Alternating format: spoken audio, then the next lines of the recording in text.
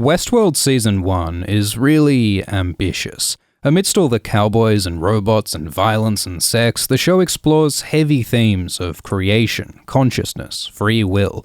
The plot jumps between timelines, with flashbacks and visions mixed with mystery and metaphor. People turn out to be robots, robots turn out to be people, and it's confusing as all fuck, but there's cool ideas here, so let's work it out. What happens in Westworld, and what does it mean? The basic idea is that Westworld is like a theme park full of human-like robots called hosts. People can pay to visit as guests and live out a fantasy in the park. Many just drink and have sex and kill without consequence. The guns there shoot high-tech bullets that hurt the robots but can't kill humans. But there are also elaborate storylines the guests can join in on. Adventure, romance, and discovery across the massive space of the park. It's like a huge open-world video game where rich wankers come to play cowboy, and it's all run behind the scenes by a team of developers, engineers, and executives in this facility called the Mesa Hub. The control room monitors guests for safety, narrative develops new stories, manufacturing builds new hosts, behavior programs the hosts, and livestock endlessly repairs them. When the hosts get shot or killed, they come here to be patched up, reset, and put back in the park. The hosts live in loops, living the same day over and over, saying the same scripted lines, taking guests on the same stories, being abused and killed for entertainment. The hosts are meant to be mindless machines, but surprise, they start to become conscious people. Season 1 follows a few plot lines at once. There's Ford's grand plan amidst a corporate drama, there's the host Maeve trying to escape, and the man in black searching for the maze, and there's Dolores and William's story, which happens 30 years before the other plot lines. To make sense of all this, let's start at the very beginning. About 35 years before the main story, Westworld was started by two men, Robert Ford and Arnold Webber. They built robots so human-like that they could pass the Turing test, but Arnold didn't just want robots that seemed smart. He wanted to make them truly conscious, to be thinking, feeling people. He was into a theory called the bicameral mind, designing his robots to hear their programming as a voice in their head. Arnold hoped that their own voice would take over, and the hosts would become self-aware. Arnold originally imagined this journey to consciousness as like climbing a pyramid, but he later saw it as a journey inward, what he called a maze. This symbol is based on a real-world Native American concept. One of the first hosts was Dolores, and Arnold had a special relationship with her.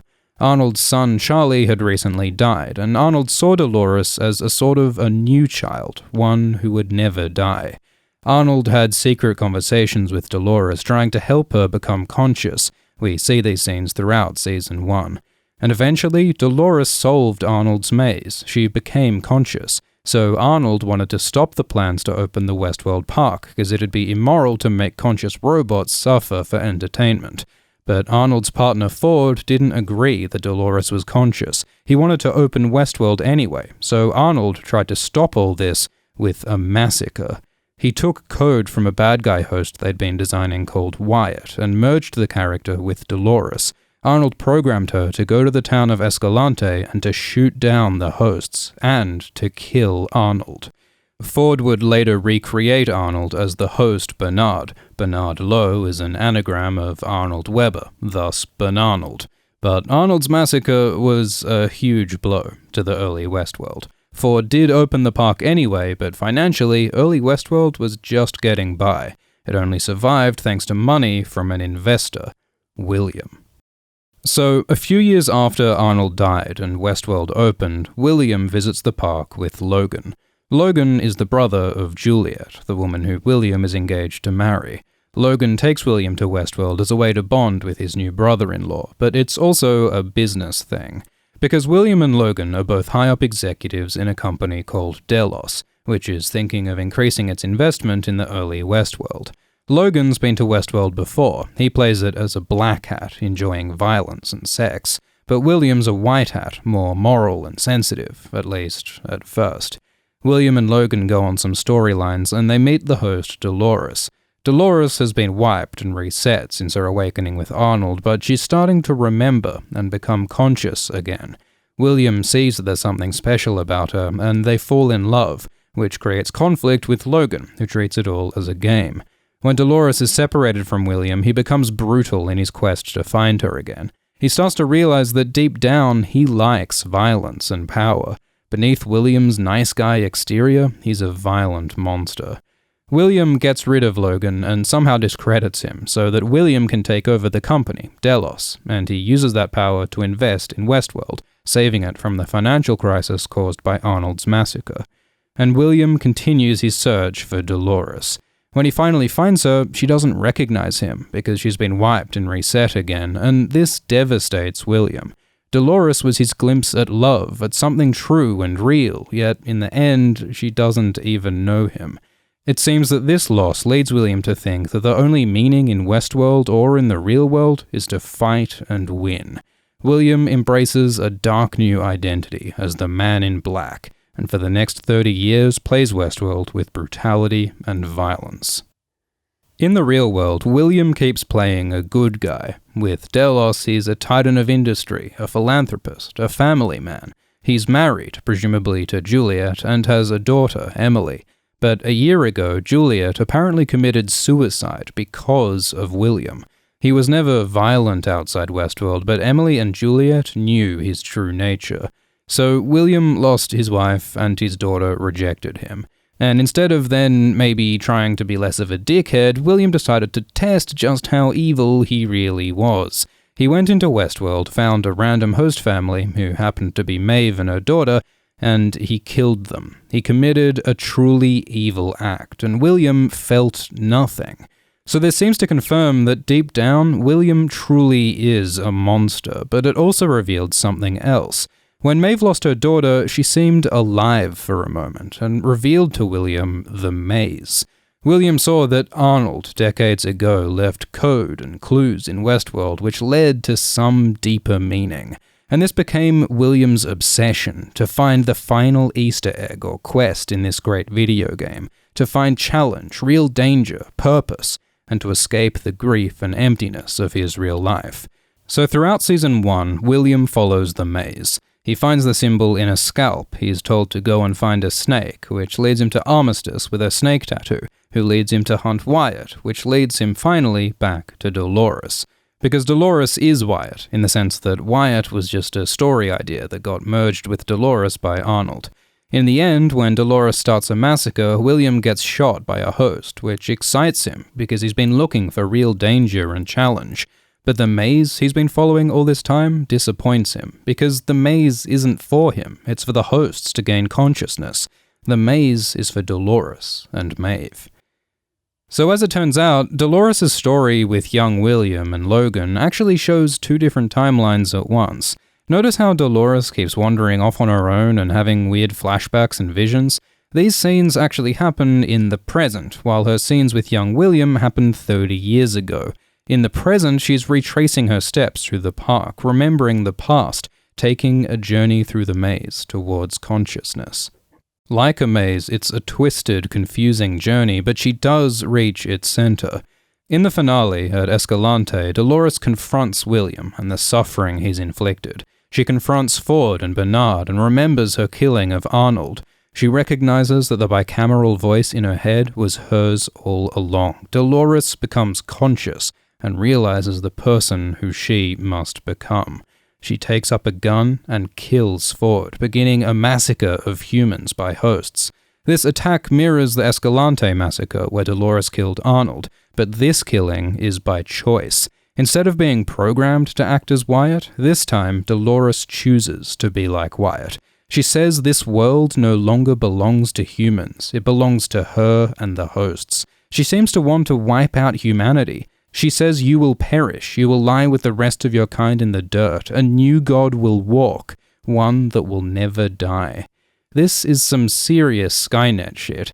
In the Season 2 trailer, Dolores guns down fleeing humans. She seems to be moving towards all-out war between robots and man, and this is all part of Ford's grand plan. At the same time as Dolores, the host Maeve takes a different path to consciousness. She works as the madam at a saloon, but she starts to have flashbacks of her past life as a homesteader with a daughter. She wakes up in the Mesa hub and starts to see the reality behind her fake life. She remembers Westworld cleanup crews in hazmat suits who some hosts call shades, and she digs a bullet out of her body to prove that her flashbacks are real. Her world is a lie, and she's died countless times. So Maeve works with the livestock technicians Felix and Sylvester. Sylvester is kind of an asshole, but Felix is interested in host consciousness, and he helps Maeve understand how Westworld works. Maeve forces these techs to help her escape. She gets them to rework her code to make her smarter and to give her the power to control other hosts. Every host has an explosive built into their spine that goes off if they leave, so Maeve gets herself burned in a fire so she can be rebuilt without the explosive. In the finale, Maeve stages a great escape alongside Hector and Armistice. These two have been fighting in shoot-ups and jailbreaks as part of their Westworld loops, so they're the perfect sidekicks for Maeve in the violence that follows. For a while, this is bloody catharsis, until Maeve finds out that her whole arc of awakening and escape was programmed from the start. Bernard says that this isn't even the first time that Maeve has awoken. It's like that moment in Matrix 2, when Neo finds out his escape from the Matrix was part of the machine plan all along.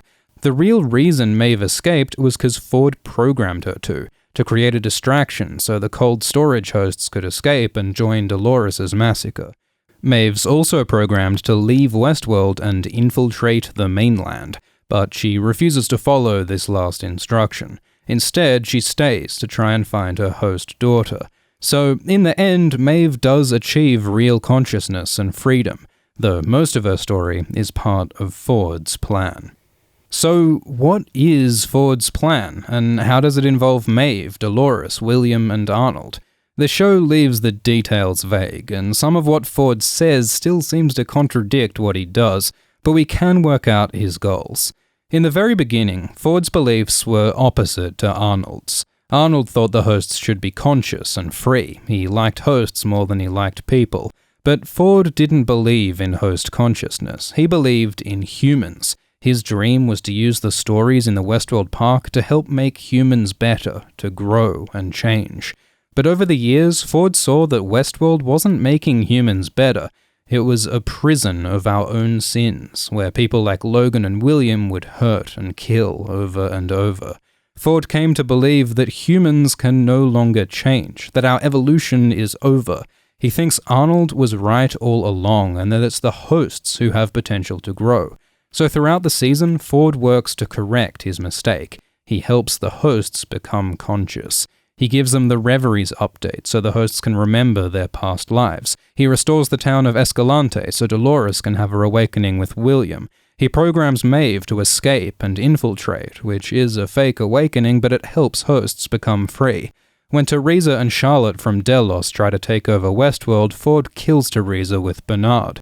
And when Elsie almost uncovers Ford's plans, he has Bernard grab her, though there are hints that Elsie is still alive. And the reason Ford does all this stuff is not just to keep control. Ford is protecting his plan to eventually free the hosts. He doesn't just let the hosts out of the park right away because Ford believes that suffering is an important step to achieving consciousness. Pain and loss define the characters of Westworld. Bernard with Charlie, Maeve with her daughter, Dolores with her father, and Ford with Arnold. Ford believes that pain and time will make the hosts alive, and that might be why Ford leads William on his maze quest. The suffering that William causes is important to Dolores' awakening, and William is also a great symbol of Ford's belief that humans are bad and unable to change, that humans are the enemy. Ford seems to believe that when hosts become conscious, there'll be war between them and humanity, like how early humans wiped out the Neanderthals. But now humans are the old obsolete species, and hosts are the new people who will violently replace humans. Ford says he keeps hosts in the park so that they'll understand their enemy and become stronger than them. Ford's final narrative, his grand plan all this time, is about the rise of conscious hosts and their war with humanity. That's why Ford gives Dolores the freedom to attack humans. That's why Ford programs Maeve to escape and infiltrate the human mainland. That's why the main human character in this story is the Man in Black, someone who started out as a decent guy but proved to be hateful and empty inside. So, Westworld ends with a really dark message. It suggests that humans, like the guests, the execs, and especially William, are fundamentally bad and unable to change. The oppressed hosts do achieve freedom, but not through the compassion of Arnold. It's only through suffering and through Ford's cold manipulation that the hosts are freed. And when they are free, hosts like Maeve and Dolores don't seem a whole lot better than the humans they're replacing. Dolores especially, who once represented the good in the world, now seems to be a murderous monster herself.